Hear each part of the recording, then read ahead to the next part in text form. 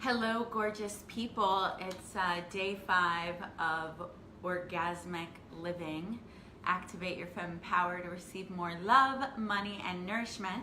But I thought I would pop on for a moment to talk about just life goals and taking a look at just taking a moment to question where you are right now and just ask yourself, does this represent me living my life fully, completely, with my highest desires in the center of my being?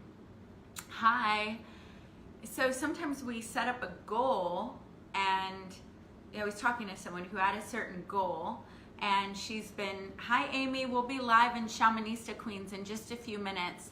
But I just want to talk about, I was talking to a girlfriend, and she had a certain goal in mind, and she's been driving for that goal, driving, doing, feeling exhausted, driving hard, and then got to a certain point where she went, wait a minute, I don't even want this goal anymore, this version. I've actually would love to be paid the same, work a little less, not be so in demand, which is a powerful thing to realize, because I think a lot of times we get so set on a goal and we just get in these like doing, exhausting ourselves, start to finish, binging on Netflix, pizza, beer, smoking a bud, whatever it is that you do whenever you're really numbed out,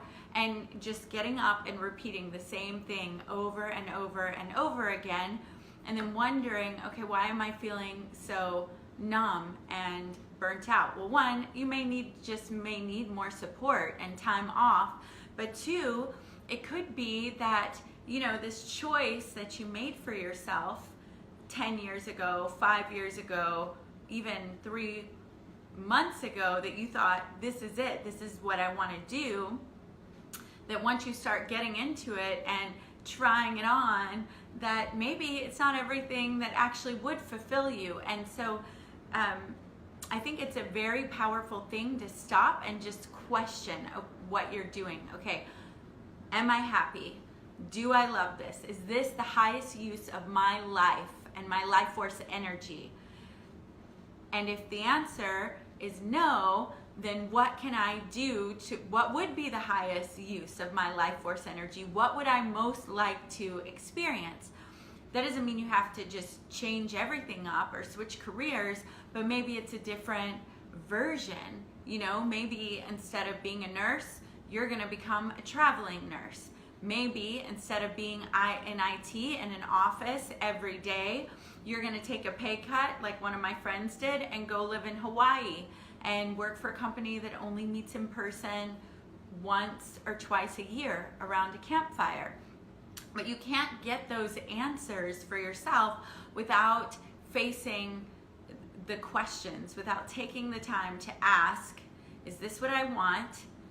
Without facing that, it may not be what I want, and I may have to turn the shit upside down and start from scratch. Usually you don't have to do, well, I can't say usually, you may not have to do that. It may just be a little tweaking. You know what? I need one more day off per week, and I'm willing to cut some things out of my budget to make time for it. Maybe it looks like just a redirection of your skill set and energy. So be brave, because this is your life and time is ticking. Hi Lacey, I hope you'll meet us in Shamanista Queens for our final class in a few moments. I just wanted to pop in and talk with you, my community, about question where you are. Do I love my life? Do I love what I'm doing? Do I love who I'm being? And if not, what needs to shift for me to have a life that would be exciting? And the only way to find those crazy solutions, like, oh, I've been going to an office working 80 hours a week, and so just ready to get out, that I'm binging on alcohol or doping myself up. What if I took a pay cut and moved to Hawaii? and worked remotely. Like you don't get those answers without being willing to like throw all of what you've been doing up in the air and question if you've made good choices before now.